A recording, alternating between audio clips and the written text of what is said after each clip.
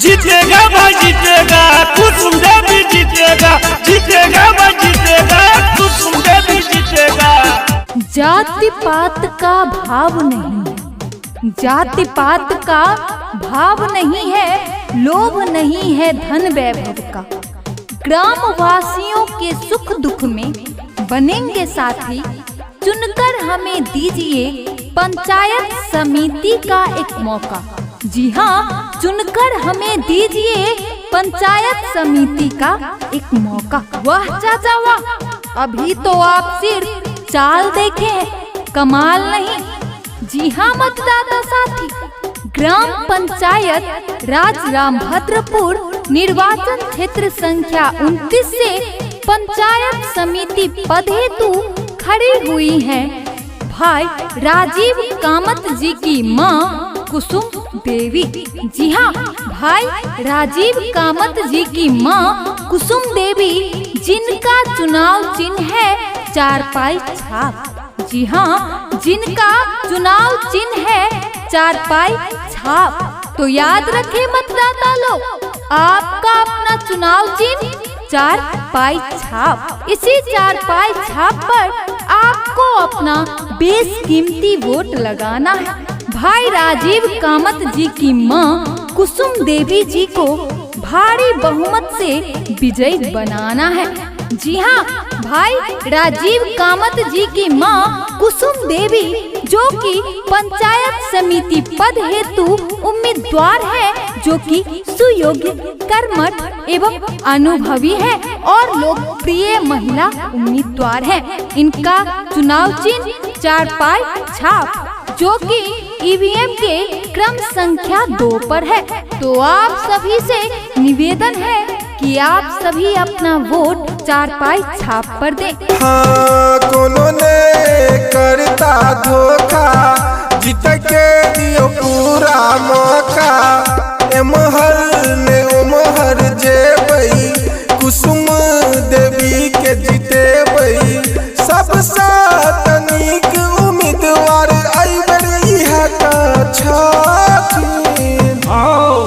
सब इमर उमर नहीं करो, खाली कुसुमे देवी के वोटे चार कको इमर उमर वोट नहीं, टेंशन फ्री रहो, जा वोट गाओ करे आई है जितबे। कुसुम देवी के बेर जीतेबे, कुसुम देवी जिंदाबाद जिंदाबाद जिंदाबाद। सबको मिलकर बटन दबेबे। स्वच्छ छवि स्पष्ट विचार, स्वच्छ छवि स्पष्ट विचार, सबके साथ सबके विकास। जी हाँ मतदाता, ई कहबै अपन ग्राम पंचायत राज रामभद्रपुर निर्वाचन क्षेत्र संख्या 2900 पंचायत समिति सदस्य हेतु भाई राजीव कामत जी के मां कुसुम देवी जी के, जिनकर चुनाव चिन्ह चारपाई, जिनकर चुनाव चिन्ह चारपाई, जे ईवीएम क्रम संख्या 2 पर अछि, जे ईवीएम के क्रम संख्या 2 पर अछि। तो अहाँ तमाम सम्मानित जनता जनार्दन से आग्रह जे भाई राजीव कामत जी के मां कुसुम देवी के ज्यादा से ज्यादा वोट दो को उनका विजय बनबियो और अपन पंचायत के कुव्यवस्था के हटबियो। तो आओ हम सब के वोटे एकजुट होय छी और भाई राजीव कामत जी के मां कुसुम देवी जी के चुनाव चिन्ह चारपाई छाप पर खूब जोर शोर से वोट दै छियनि और हिनका जिताबै छी, जे ईवीएम क्रम संख्या 2 पर अछि, जे ईवीएम के क्रम संख्या 2 पर अछि। कुसुम देवी जिंदाबाद जिंदाबाद जिंदाबाद, कुसुम देवी जिंदाबाद जिंदाबाद जिंदाबाद, चारपाई छाप जिंदाबाद जिंदाबाद जिंदाबाद, चारपाई छाप जिंदाबाद जिंदाबाद जिंदाबाद, राजीव कामत जी के मां कुसुम देवी जिंदाबाद जिंदाबाद जिंदाबाद, राजीव कामत जी के मां कुसुम देवी जिंदाबाद जिंदाबाद जिंदाबाद, ग्राम पंचायत रामभद्रपुर निर्वाचन क्षेत्र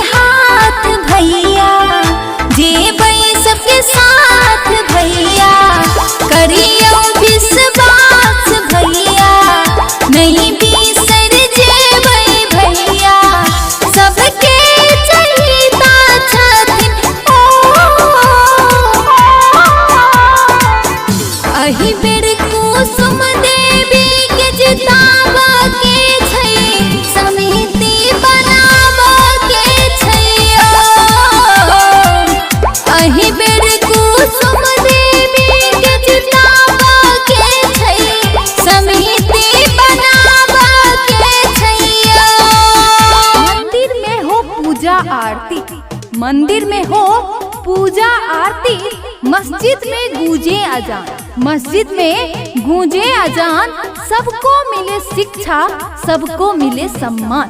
जी हाँ, सबको मिले सम्मान। यही तो है हमारे राजीव कामत जी की माँ कुसुम देवी के दिल का अरमान। तो मतदाता लोग आप याद रखिएगा कि आपके अपने ग्राम पंचायत राजरामभद्रपुर निर्वाचन क्षेत्र संख्या 29 से पंचायत समिति पद हेतु आप सबके अपने प्रत्याशी हैं भाई राजीव कामत जी की माँ कुसुम देवी।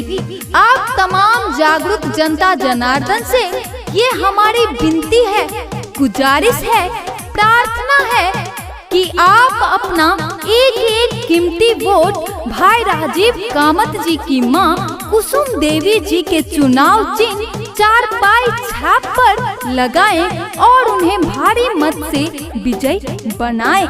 जी हाँ, राजीव कामत जी की माँ कुसुम देवी जी का कहना है, कोई गरीब ना रहे गांव में, कोई गरीब ना रहे गांव में, हर परिवार को सक्षम बनाएंगे, रोजगार का सृजन करेंगे, विकास की मंजिल तक पहुंचाएंगे। जी हाँ, विकास के मंजिल तक पहुंचाएंगे। तो आइए इन्हें भारी से भारी मत से अर्थात बहुत से बहुत ज्यादा मत से विजयी बनाते हैं और अपने क्षेत्र में विकास लाते हैं। अपन ग्राम पंचायत राजरामभद्रपुर से देखो यह नीक शिक्षित उम्मीदवार छे और क्यों तो तेहने छे सब के ओकरे जीते बे और क्यों न अभिया कक्का जल्दी यहाँ अभिया भैया जल्दी यहाँ अभिया 4 पाई छाप प भैया बटन दबिया कुसुम देवी के भैया आई बेर जीतबिया। हर घरक बेटी पढ़ते, हर घरक बेटी पढ़ते, गांव में हेते हरियाली यो, गांव में हेते हरियाली यो, विकास कार्य के बढ़ावा देबै, नहीं होवा देबै पंचायत में दलाली यो, नहीं होवा देबै पंचायत में दलाली यो।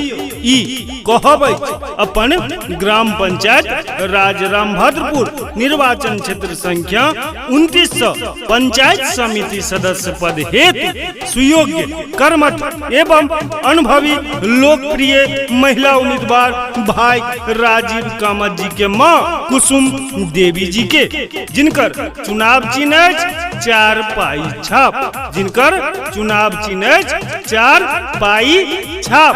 तो आओ सब के गोटे एकजुट होई छी और भाई राजीव कामत जी के मां कुसुम देवी के ज्यादा से ज्यादा वोट द के विजयी बनबै छी और अपन पंचायत के चौमुखी विकास कराबै छी। जीतेगा भाई जीतेगा कुसुम देवी जीतेगा, जीतेगा भाई जीतेगा कुसुम देवी जीतेगा, कुसुम देवी जिंदाबाद जिंदाबाद जिंदाबाद, कुसुम देवी जिंदाबाद जिंदाबाद जिंदाबाद, 4 पाई छाप जिंदाबाद जिंदाबाद जिंदाबाद, 4 पाई छाप जिंदाबाद जिंदाबाद जिंदाबाद, राजीव कामत जी के मां कुसुम देवी जिंदाबाद जिंदाबाद जिंदाबाद, राजीव कामत जी के मां कुसुम देवी जिंदाबाद।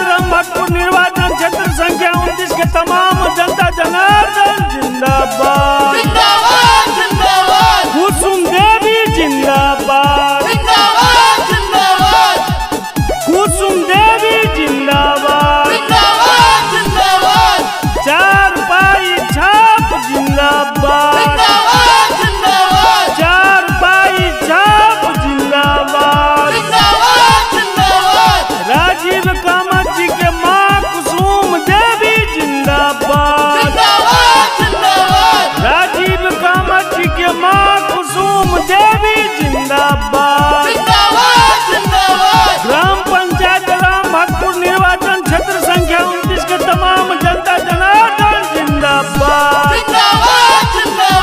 ग्राम पंचायत राज रामभद्रपुर निर्वाचन क्षेत्र संख्या 29 के तमाम जनता जनार्दन जिंदाबाद। गाँव के लोग सदखल करे सपोर्ट यो भैया, बिनती नहीं न कर दिया जइयो वोट यो भैया, दिया जइयो वोट यो भैया। बन जतै रोड और नाला नाली भ जतै पास यो, ऐसे लगने छत सोबे भैया इनके बनास यो। बीजई बनावा के छैया, कुसुम देवी के भैया सब मिल जीते भैया, अपन पंचायत भैया सर्वांगीण विकास करे भैया, पंचायत समिति बने भैया। हमारे लिए चुनाव नहीं, यह एक महासमर होगा। हमारे लिए चुनाव नहीं, यह एक महासमर होगा। गांव का हो संपूर्ण विकास, एक ही हमारा लक्ष्य होगा, एक ही हमारा लक्ष्य होगा। जी हाँ मतदाता, यही संकल्प लेकर आ गए हैं आप सभी के बीच, आपके अपने ग्राम पंचायत राज रामभद्रपुर निर्वाचन क्षेत्र संख्या 29 से भाई राजीव कामत जी की मां कुसुम देवी जी, जिनका चुनाव चिन्ह है चारपाई छाप। जी हाँ, चारपाई छाप, जो कि ईवीएम के क्रम संख्या 2 पर है। तो आइए आप सभी मिलकर इन्हें ही वोट दें। कमाल हो गया भाई, कमाल हो गया। सब लोग वोट देने की बात करते हैं, लेकिन इतने धोखेबाजों के बीच इन्हें तो पता ही नहीं चलता है कि आखिर वोट किसे दे। तो घबराइए नहीं जनता जनार्दन, आप वोट दीजिएगा सिर्फ एक प्रत्याशी को, जिनका नाम है राजीव कामत जी की मां कुसुम देवी जी, जो कि पंचायत समिति पद हेतु सुयोग्य, कर्मठ एवं अनुभवी लोकप्रिय महिला उम्मीदवार है। तो आप तमाम जागरूक जनता से मेरा अपील है कि आप अपना वोट इन्हें ही दें और अपने क्षेत्र को विकास के राह पर आगे तक ले जाएं माँ बहन। कहै छथिन करथिन विकास है यो भैया, सब क्यों मिल कर जितबियो यो भाई। शिक्षा आ स्वास्थ्य पर देथिन ध्यान यो, इनके बेर जितबियो यो भाई। बउआ सब तू सब इमर उमर नहीं कर, बुझले कि नहीं बुझले? हे सब के गोटे एकजुट भ जो आ कुसुम देवी के खूब वोट दिन वह किया ने मोना के डोला यो, सब सनी के बड़ी है यो। किया ने मोना के डोला यो, सब सनी के बड़ी है यो। चारपाई पर वोट दियो यो भैया, दियो यो भैया। चारपाई पे भैया दियो यो भैया, चारपाई पे भैया दियो यो भैया।